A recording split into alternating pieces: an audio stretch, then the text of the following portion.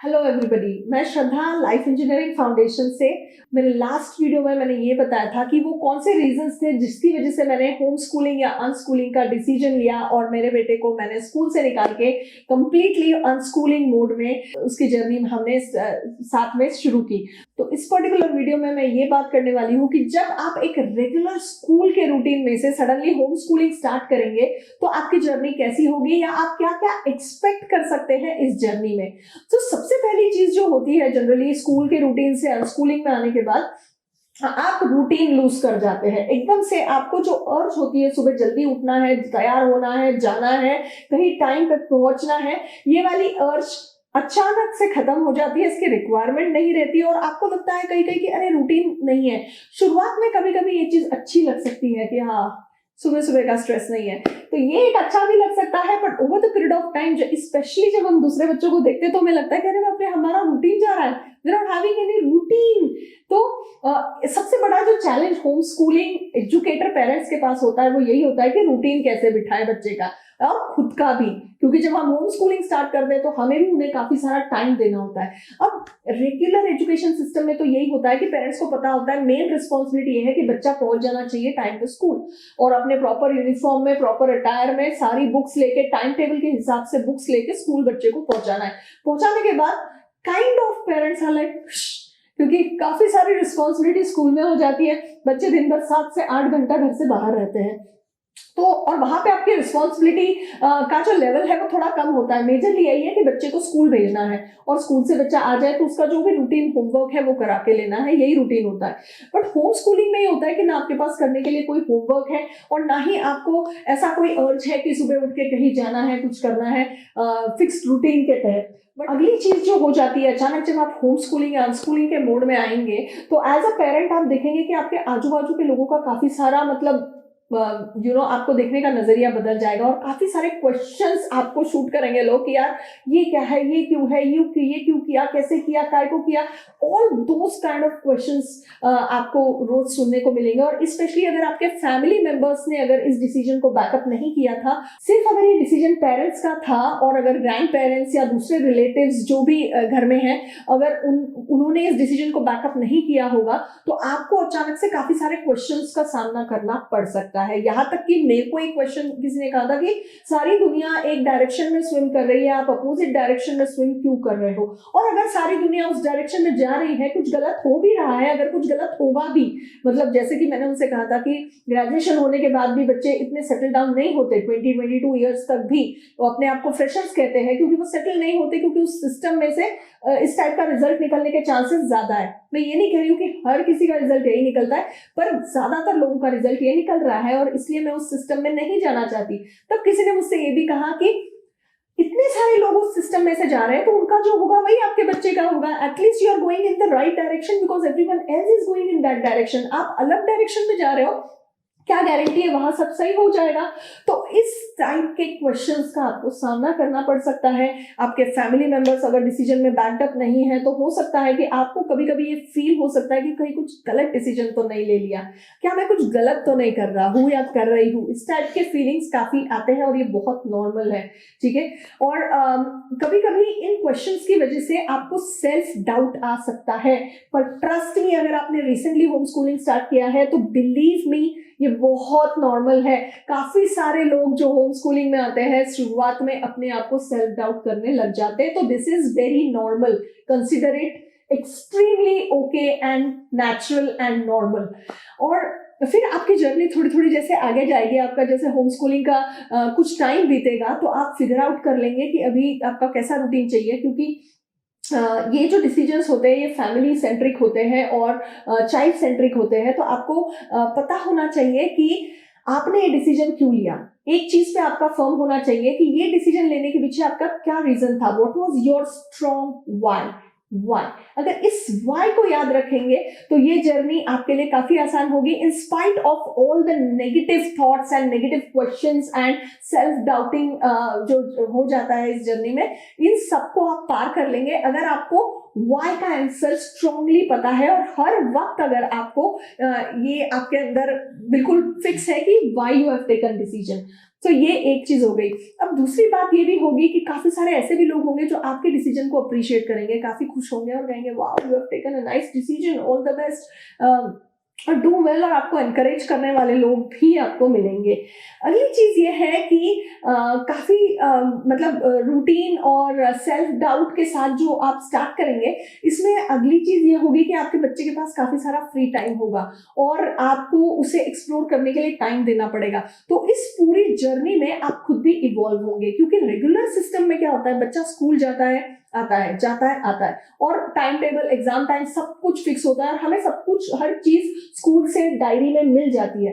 अब यहाँ पे ये होता है कि आपके पास कोई डायरी नहीं है, कोई और आपको नहीं बताएगा करना क्या है। As a parent educator, as a home schooling parent, आपको खुद डिसीजंस लेने होंगे। सो अचानक से आप देखेंगे कि आपके माइंडसेट में फर्क हो गया, क्योंकि जब आप स्कूल भेज रहे थे तो माइंडसेट एक टाइप का होता है, और जब बच्चा स्कूल नहीं जा रहा है तो हमारा माइंडसेट पूरी तरह से बदल जाता है। हम हर टाइम पे सोचते रहते हैं कि अभी क्या करना है, कैसे करना है, किस तरीके से बच्चे को टाइम देना है, या हम नए नए इनोवेटिव तरीके भी सोचते हैं हमारे बच्चे को होम स्कूलिंग का एक अच्छा एनवायरनमेंट और प्लेटफॉर्म देने के लिए।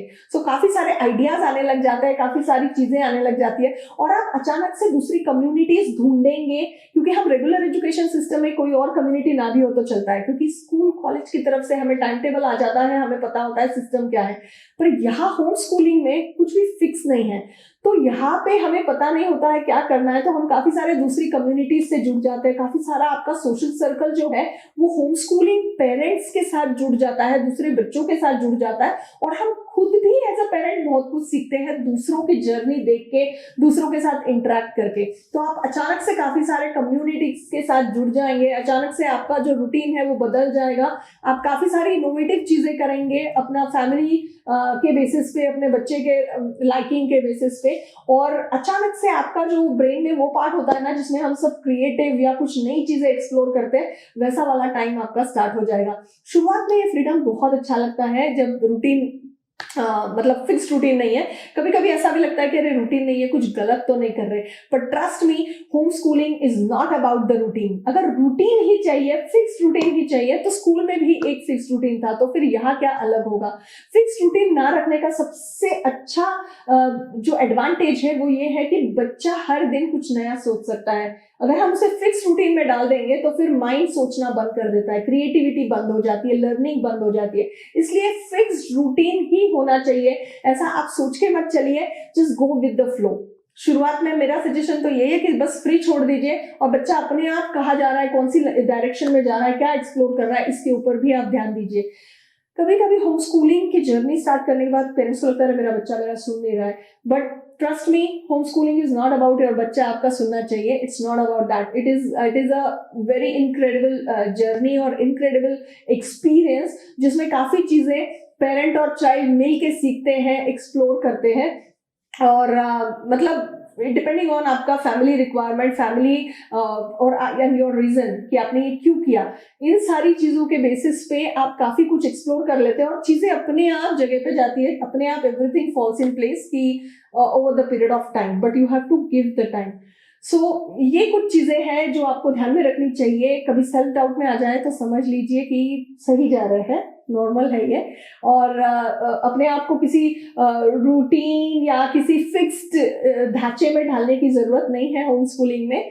पर एक्सप्लोर करते वक्त सिर्फ मेजरली आपके बच्चे का इंक्लिनेशन क्या है, कहाँ है, इस पे अगर ध्यान दें तो ये एक जर्नी बहुत ही ब्यूटीफुल जर्नी हो सकती है दोनों के लिए, पेरेंट्स के लिए भी, बच्चों के लिए भी।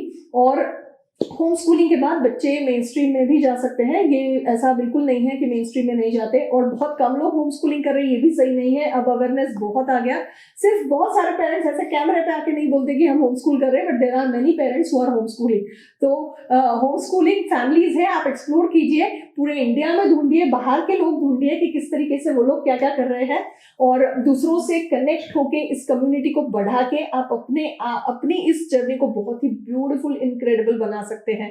और of course as a parent educator, home schooling routine में आने के बाद आपका टाइम बच्चे के साथ बहुत ज्यादा हो जाता है, जबकि रेगुलर स्कूलिंग में टाइम बहुत कम देते हैं हम बच्चों को by default. But home schooling में आपका टाइम आपके बच्चे को बहुत ज्यादा चाहिए होगा, या आपको देना भी चाहिए, और आपका खुद का रूटीन, खुद का जर्नी, खुद का ट्रांसफॉर्मेशन जर्नी में आप भी बहुत कुछ सीखेंगे। सो अगर आपको होम स्कूलिंग के बारे में और भी कुछ सवाल है तो आप मुझसे नीचे दिए गए नंबर्स के ऊपर कांटेक्ट कर सकते हैं, व्हाट्सएप पे चैट कर सकते हैं, जूम मीटिंग में आके हमसे मिल सकते हैं। चाहे आप किसी भी कोने में हो, आप हमसे जूम मीटिंग में तो डेफिनेटली मिल सकते हैं, इसके बारे में एक्सप्लोर कर सकते हैं। अगर आपका बच्चा रेगुलर स्कूल में जा रहा है और आपको होम स्कूलिंग करना है तो आप हमारी वेबसाइट भी विजिट कर सकते हैं, जो कि है द लाइफ इंजीनियरिंग फाउंडेशन। और इस वेबसाइट पे thelifeengineeringfoundation.com पे जाके आप देखिए, हमने काफी सारी इंफॉर्मेशन वहां दे रखी है, और हमारे पास काफी सारे ऐसे प्लेटफॉर्म्स है जहां पेरेंट्स अगर खुद टाइम नहीं दे सकते तो इस प्लेटफॉर्म में हम उनके बच्चों का होम स्कूलिंग को हम फैसिलिटेट भी करते हैं। अगर आपको इसके बारे में ज्यादा जानना है तो हमसे कांटेक्ट कीजिए। ये वीडियो अगर अच्छा लगा तो वो सारे पेरेंट्स जो होम स्कूलिंग अनस्कूलिंग के बारे में सोच रहे हैं उन्हें फॉरवर्ड कीजिए, और आपके बच्चे का सेल्फ डायरेक्टेड लर्निंग में एक सक्सेसफुल एंट्री करवाइए। जब आप लोग होम स्कूलिंग जर्नी में आएंगे तो धीरे धीरे आप देखेंगे कि शुरुआत में आपको थोड़ा डायरेक्शन लेस लग सकता है, बच्चे को भी लग सकता है शायद, क्योंकि आप रेगुलर स्कूलिंग से इस जर्नी में आएंगे तो हो सकता है कि आपको कभी कभी डायरेक्शन लेस लगे। पर आप धीरे धीरे जैसे अपने आप को टाइम देंगे और अपने गोल्स और अपने वाइज एंड हाउस को एक्सप्लोर करेंगे, और जैसे जैसे एक्सप्लोर करते जाएंगे आप देखेंगे आपका बच्चा automatically self directed learning mode में आ जाएगा, जहां पे वो खुद से सीखेगा। तो वो जो कुछ भी सीख रहा है वो खुद से सीखना शुरू करेगा। वो ये सीखेगा कि सीखना कैसे है। ये मेजर आउटकम है अनस्कूलिंग होम स्कूलिंग का, जिसमें बच्चा खुद सीख जाता है कि सीखना कैसे है, सेल्फ डायरेक्टेड लर्निंग। और इसीलिए लाइफ इंजीनियरिंग फाउंडेशन में हम इस जर्नी को बोलते हैं self directed, self motivated, self reliant, self govern, या हम इसको डेली पर्सनल स्कूल भी कहते हैं। सो इसी के साथ मैं ये वीडियो यही पे एंड करूंगी। आपके जैसे पेरेंट्स जो होम स्कूलिंग और अनस्कूलिंग, सेल्फ डायरेक्टेड लर्निंग के बारे में सोच रहे हैं, उनको ये वीडियो फॉरवर्ड कीजिए, लाइक कीजिए, सब्सक्राइब कीजिए, और हमसे जूम मीटिंग में मिल सकते हैं, व्हाट्सएप पे चैट कर सकते हैं, कॉल पे बात कर सकते हैं, या आप हमसे हमारे बैंगलोर के सेंटर में आके मिल सकते हैं। सो अभी के लिए इतना ही। मैं आपसे मिलूंगी अगले वीडियो में, तब तक के लिए धन्यवाद।